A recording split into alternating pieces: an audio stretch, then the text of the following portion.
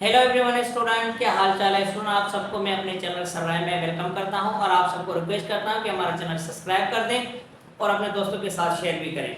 और आज के इस लेक्चर में हम सीखेंगे कि फिजिकल केमिस्ट्री के बहुत ही इंपॉर्टेंट टॉपिक हम पढ़ेंगे और उसको बेसिक से लेकर चलेंगे। पहले उसके बेसिक जो कॉन्सेप्ट है वो कवर करेंगे, उसके बाद फिर हम मोर कॉन्सेप्ट पढ़ेंगे और फिर रिडॉक्स रिएक्शन पढ़ेंगे। इन सबको कवर करेंगे क्योंकि ये बहुत ही इंपॉर्टेंट है और कॉम्पिटेटिव एग्जाम में या बहुत सारे एग्जाम में उनमें पूछे जाते हैं। तो चलिए शुरू करते हैं और पहले चलते हैं बेसिक कॉन्सेप्ट से चलते हैं। अब देखिए एटम, एटम क्या होता है, उसको कैसे रिप्रेजेंट किया जाता है, ये उसको उसकी कौन सी सिंबल है, मुख्तलिफ एटम की मुख्तलिफ सिंबल है। जैसे कि कार्बन की क्या है, सी है, ऑक्सीजन की क्या है, ओ है। तो मुख्तलिफ एटम को मुख्तलिफ सिंबल से रिप्रेजेंट किया जाता है। अब एटम में क्या होता है, एक मास होता है, मास नंबर। मास नंबर को हम क्या कहते हैं, एटॉमिक वेट भी कहते हैं। उसको रिप्रेजेंट किया जाता है ए से। और atomic number, atomic number means number of proton, जिसको जाहिर किया जाता है किससे, जेड से। अब एटम में जो चीजें मौजूद होती हैं वो होती है, उसको कहते हैं सब एटॉमिक पार्टिकल्स। सब एटॉमिक पार्टिकल में नंबर 1 हमारे पास है इलेक्ट्रॉन। इलेक्ट्रॉन एक साइंटिस्ट थे जे जे थॉमसन, जे जे थॉमसन, उन्होंने डिस्कवर किया था, जे जे थॉमसन ने। अब इलेक्ट्रॉन जो है उसका उस इलेक्ट्रॉन पे जो चार्ज है वो नेगेटिव चार्ज होती है। वो कितनी होती है, 1.6 × 10⁻19 कूलम। कूलम आपको पता होना चाहिए कि ये चार्ज का यूनिट है, चार्ज का यूनिट है। तो इलेक्ट्रॉन को जे जे थॉमसन ने डिस्कवर किया था। इलेक्ट्रॉन पे जो चार्ज होती है 1.6 × 10⁻19 कूलम। प्रोटॉन में भी इतनी होती है लेकिन वो कंसीडर पॉजिटिव होती है और इस पे क्या होती है, नेगेटिव। तो अब इसका इलेक्ट्रॉन का जो मास है वो है 9.1 × 10⁻31 kg। और याद रखना कि आपके एमडीकेट में काफी बार पूछा गया it's lightest particle of the sub atomic particle. Means के सब एटॉमिक पार्टिकल में सबसे जो लाइटेस्ट पार्टिकल है वो कौन सा है, वो इलेक्ट्रॉन है। याद रखना स्टूडेंट, बहुत ही इंपॉर्टेंट है इलेक्ट्रॉन, ये काफी बार पूछा गया है। सबसे जो लाइटेस्ट पार्टिकल है वो इलेक्ट्रॉन है और सबसे जो हेवीएस्ट पार्टिकल है वो कौन सा है, न्यूट्रॉन। उसी पे हम बात करते हैं। तो इलेक्ट्रॉन पे जो चार्ज है 1.6 × 10⁻19 कूलम नेगेटिव में है। और इलेक्ट्रॉन को डिस्कवर किया था जे जे थॉमसन ने। और इलेक्ट्रॉन के जो मास है, इलेक्ट्रॉन का जो मास है वो है 9.1 × 10⁻31 kg। अब उसके बाद है प्रोटॉन। प्रोटॉन का जो उस पे जो चार्ज है 1.6 × 10⁻19 कूलम, लेकिन ये पॉजिटिव होती है और इलेक्ट्रॉन पे नेगेटिव चार्ज। ठीक हो गया। अब प्रोटॉन का जो मास है 1.67 × 10⁻27 kg।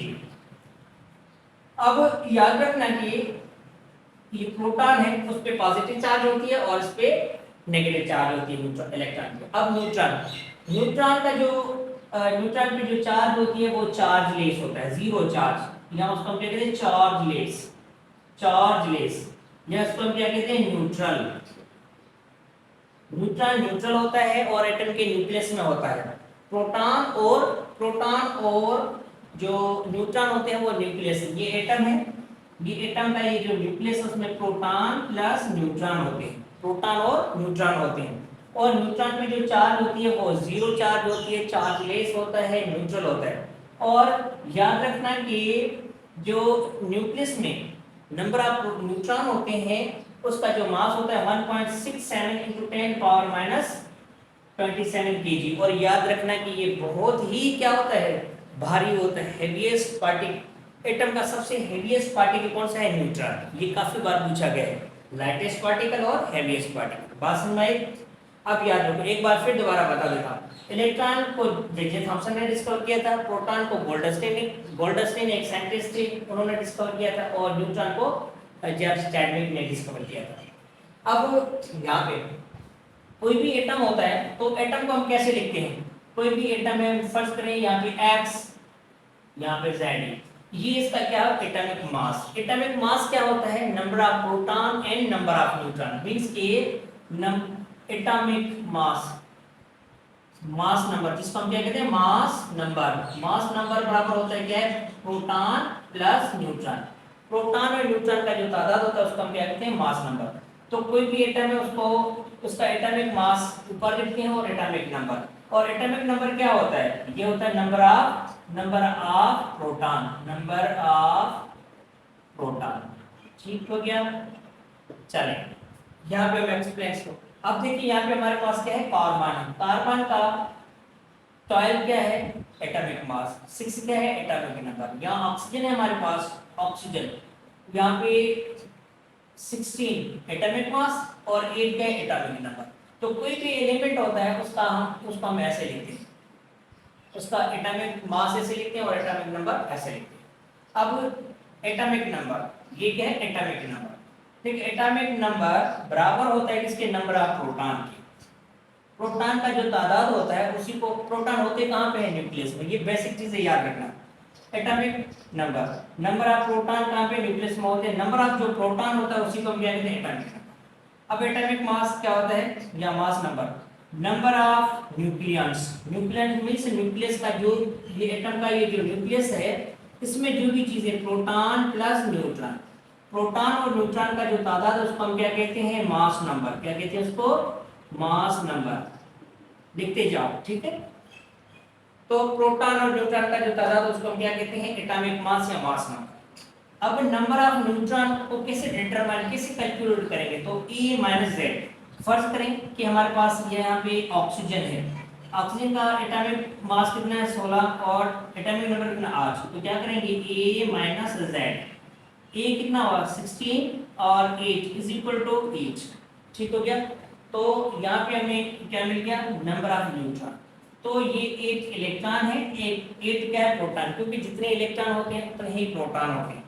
Number of electron, number of electron कैसे डिटरमाइन करेंगे, number of proton if atom is neutral. अगर कोई भी एटम न्यूट्रल है तो उसका जो, उसमें जो नंबर ऑफ प्रोटॉन होते हैं वही उसका क्या होता है, नंबर ऑफ इलेक्ट्रॉन होता है। अच्छा स्टूडेंट देखिए, कोई भी चार्ज एटम होता है तो चार्ज एटम का दो टाइप के चार्ज होते हैं। इस एक बनाते हैं केटाइन, दूसरा बनता है एनाइन।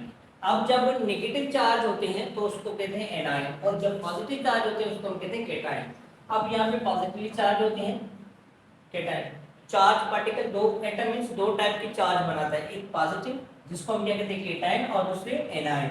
अब positive charge cation, positive charge atom होते हैं, और इसमें इलेक्ट्रॉन का जो नंबर होता है, इलेक्ट्रॉन का नंबर, सॉरी, पॉजिटिव चार्ज, इसमें नंबर ऑफ प्रोटॉन ज्यादा होते हैं, मींस कि number of proton greater than electron. ठीक है। इसमें क्या होता है, एनाइन में नेगेटिव चार्ज एटम होते हैं, नेगेटिव चार्ज, जैसे कि क्लोरीन, देखो नेगेटिव चार्ज हो गया, ठीक है, फ्लोरीन नेगेटिव चार्ज। लेकिन इसमें क्या है, पॉजिटिव चार्ज, सोडियम, पोटेशियम, इसमें पॉजिटिव चार्ज, इसमें नंबर ऑफ प्रोटॉन ज्यादा होते हैं और इसमें नंबर ऑफ इलेक्ट्रॉन ज्यादा होते हैं, मींस कि एनाइन पे नेगेटिव चार्ज, केटाइन पे पॉजिटिव चार्ज एटम। अब जो केटाइन है उसमें नंबर ऑफ इलेक्ट्रॉन कम होते हैं as compared to number of proton, लेकिन एनाइन में क्या होता है, नंबर ऑफ इलेक्ट्रॉन ग्रेटर होते हैं एज कंपेयर टू प्रोटॉन। अब ये बनते क्यों है, due to loss of electron. ये जब इलेक्ट्रॉन लॉस कर देते हैं, क्या करते हैं, ये इलेक्ट्रॉन अपना लॉस कर देते हैं क्लोरीन को, इसको लॉस कर देते हैं तो ये फिर पॉजिटिव चार्ज और ये नेगेटिव बना लेते हैं। ये इलेक्ट्रॉन गेन करके नेगेटिव चार्ज बना लेते हैं और ये लॉस करके पॉजिटिव चार्ज बना लेते हैं। ठीक हो गया। तो ये बनते क्यों है, लॉस ऑफ इलेक्ट्रॉन की वजह से, ये गेन ऑफ इलेक्ट्रॉन की वजह से। अच्छा ये बहुत ही इंपॉर्टेंट है, बहुत ही इंपॉर्टेंट है, काफी बार पूछा गया, number of electron, number of proton या नंबर ऑफ न्यूट्रॉन या मास नंबर या atomic number can never be negative और फ्रैक्शन। तो number of proton, number of neutron, number of proton, electron या एटॉमिक मास या मास नंबर, ये कभी भी नेगेटिव या फ्रैक्शन नहीं होते, फिर ये क्या होते हैं, होल नंबर में ये लिखे जाते हैं। ये क्या हमेशा होल नंबर में होते हैं।